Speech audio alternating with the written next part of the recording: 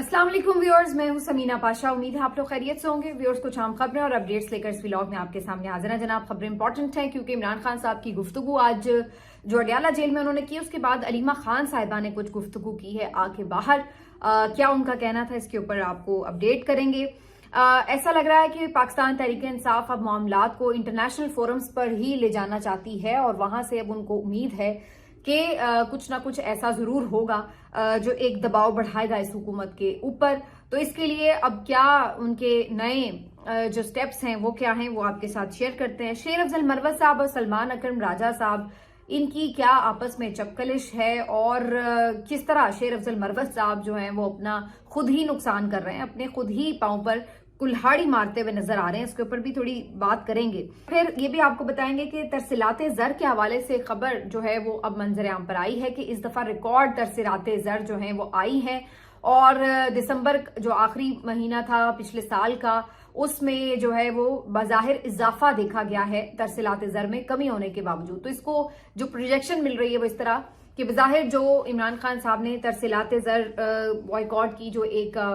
Call दी थी, उसको overseas Pakistanis ने रिस्पांस नहीं दिया है। क्या ऐसा ही है, इसके ऊपर भी बात करेंगे। काफी कुछ है इस व्लॉग में। आपसे रिक्वेस्ट है कि चैनल को सब्सक्राइब कर लें अगर अभी तक सब्सक्राइब नहीं किया। बात का आगाज करते हैं अलीमा खान साहिबा की गुफ्तगू से। आज इमरान खान साहब से उनकी मुलाकात हुई। तोशा खाना केस 2 का ट्रायल जो है वो इस वक्त चल रहा है। हालांकि वैसे तो जो जस्टिस मियां गुल हसन औरंगजेब का फैसला आया है जमानत के हवाले से, उसके बाद तो ये ट्रायल वैसे ही मरमुख गया है, लेकिन बहरहाल ट्रायल चल रहा है। और इस ट्रायल में पेशी के बाद जब अलीमा खान साहिबा मीडिया से गुफ्तगू कर रही थी तो उन्होंने बताया कि इमरान खान साहब ने अब ये फैसला किया है कि जो ये तमाम मामलात इस वक्त पीटीआई के कारकुनान के साथ चल रहे हैं, उसके हवाले से अब आलमी इंसानी हुकूक की तंजीमों के सामने मामला उठाया जाएगा। तो इंटरनेशनल फोरम्स को अब इंगेज करेगी पाकिस्तान तहरीक इंसाफ और एक आलमी दबाव जो है उसको मजीद बढ़ाने के लिए अब वो एक्टिव नजर आएगी। तो ये उन्होंने आज पहला एक तो ऐलान किया। दूसरा, उन्होंने कहा कि जो ये बात की जा रही है कि इमरान खान साहब का पैगाम जो है इसको बाहर ना लाया जाए, क्योंकि इमरान खान साहब जो बात कर रहे हैं, जो गुफ्तगू करते हैं, जो उनके ट्विटर हैंडल से ट्वीट आता है, ये सब चीजें बड़ी तकलीफ पहुंचाती हैं। और इसीलिए पहले ये मुतालबा सामने आ रहा था कि वो ट्वीट ना करें या कम से कम बाहर से उनका ट्विटर हैंडल मत ऑपरेट हो। फिर इसी तरह अलीमा खान साहिबा भी कई मरतबा ये कह चुकी हैं कि उनको भी दबाव डाला जाता है कि आप उनका मैसेज जो है वो बाहर आकर ना दें। तो अलीमा खान साहिबा ने कहा कि हम तो ये मैसेज पहुंचाएंगे, भले हमें आप जो मर्जी कहें, और हमें ये भी धमकियां लगाई जा रही हैं कि आपकी एआई जनरेटेड वीडियोस जारी कर देंगे। आप अंदाजा लगाइए कि अब ये किस किस्म की बात है कि इमरान खान की बहनों को आप ये धमकियां अगर लगाएं तो उसके बाद पीछे क्या रह जाता है। बहरहाल ये अलीमा खान साहिबा का क्लेम है कि उनको धमकियां मिल रही हैं कि इमरान खान साहब की गुफ्तगू बाहर आकर ना बताया करें। दूसरा, उन्होंने कहा कि अब देखिए, जब मैंने राना सनाउल्लाह साहब ने जो कल प्रेस कॉन्फ्रेंस की उसका जिक्र किया इमरान खान साहब के सामने, तो इमरान खान साहब बड़ा मुस्कुराए, हंसे और उन्होंने कहा कि अंदाजा लगाएं कि इनका हाल अब क्या हो चुका है कि इस तरह की चीजों के ऊपर ये प्रेस कॉन्फ्रेंस कर रहे हैं। तो ये सारी चीजें आज अलीमा खान साहिबा ने कही। और साथ ही उन्होंने ये भी बताया कि जो इस वक्त शेर अफजल मरवत साहब और सलमान अकरम राजा साहब का मामला चल रहा है और शेर अफजल मरवत ने जो इल्जाम लगाए हैं सलमान अकरम राजा के ऊपर, उसके ऊपर अलीमा खान साहिबा ने वाज़ेह तौर पर कहा कि सलमान अकरम राजा इमरान खान साहब के नामजद करदा हैं और वो वही बात करते हैं जो इमरान खान साहब उन्हें कहते हैं। तो सलमान अकरम राजा के ऊपर तो उंगलियां नहीं उठानी चाहिए और इस तरह से उनको कंट्रोवर्शियल करने का जो भी कोई प्रोसेस है या कोई इसका किसी का ये मंसूबा है, तो वो कोई इसमें इमरान खान का खैर खा तो नहीं हो सकता। तो बहरहाल अलीमा खान साहिबा इस मौके के ऊपर इस बात को इंडोर्स करते नजर आई कि सलमान अकरम राजा की मुकम्मल हिमायत इमरान खान साहब को और इमरान खान साहब की मुकम्मल हिमायत सलमान अकरम राजा साहब को हासिल है। तो ये कोई इसमें ऐसी बात नहीं है कि कोई दरार डालने की कोशिश करे। तो अलीमा खान साहिबा की ये गुफ्तगू थी आज, लेकिन चूंकि अब शेर अफजल मरवत का मामला जो है वो काफी सोशल मीडिया पर चल रहा है, क्योंकि उन्होंने कुछ प्रोग्राम्स में भी ये बात की कि ये सलमान अकरम राजा साहब हैं कौन, ये कब पीटीआई में आए और ये कब आके इतने सेक्रेटरी जनरल बन गए, कहाँ है इनका नोटिफिकेशन, और इस टाइप की इन्होंने गुफ्तगू की और कहा कि अब मैं उनकी मजीद बातें जो है वो बर्दाश्त नहीं करूंगा। तो इस टाइप की चीजें जो हैं ये उनका बेसिकली एक रिएक्शन था जब उनसे ये सवाल किया गया कि सलमान अकरम राजा साहब ने आपके बारे में ये कहा कि शेर अफजल मरवत साहब जो कहते हैं ये उनकी जाती राय हो सकती है, जरूरी नहीं कि वो पार्टी पॉलिसी हो। बेसिकली पिछले कई दिनों से शेर अफजल मरवत साहब जो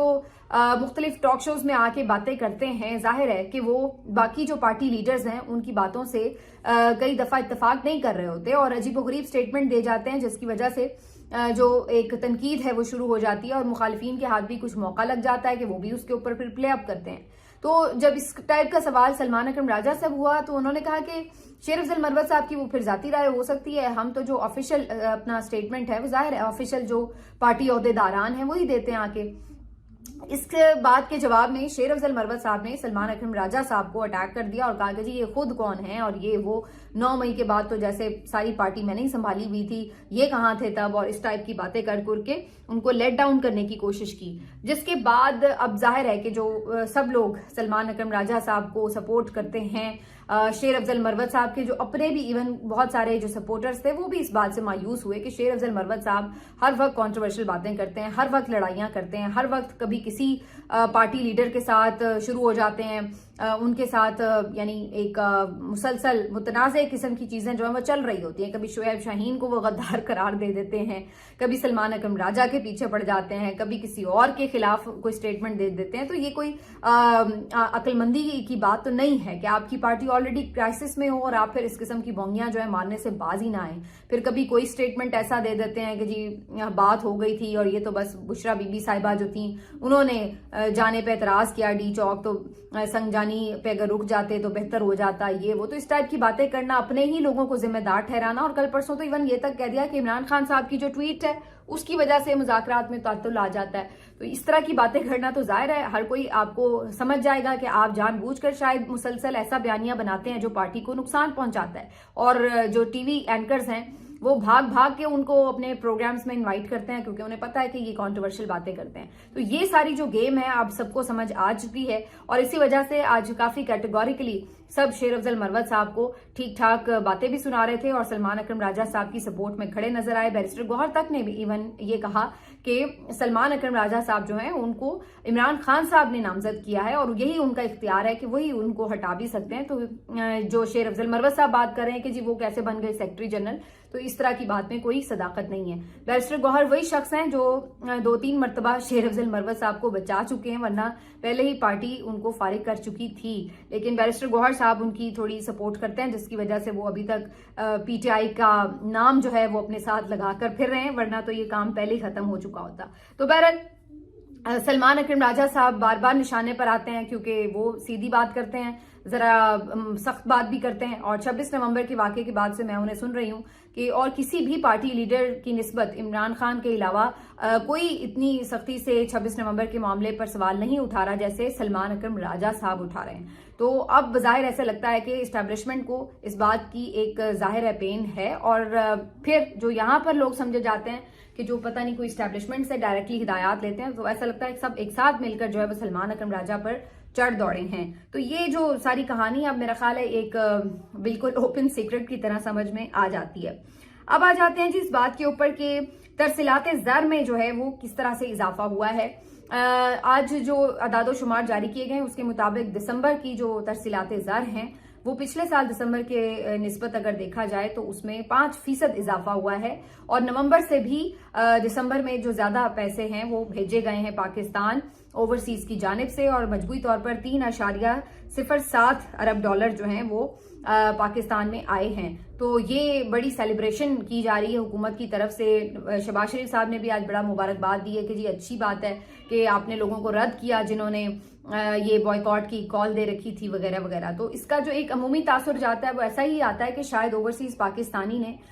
इस कॉल को जो है वो रिजेक्ट किया है, इसलिए तरसीलात ज़र जो हैं वो कम हुए हैं। लेकिन अगर इसको आप बारीक बीनी से देखें तो थोड़ा सा आपको मेरा ख्याल है कि इस पे हतमी फैसले पर पहुंचने से पहले थोड़ा इंतजार करना पड़ेगा। उसकी वजह यह है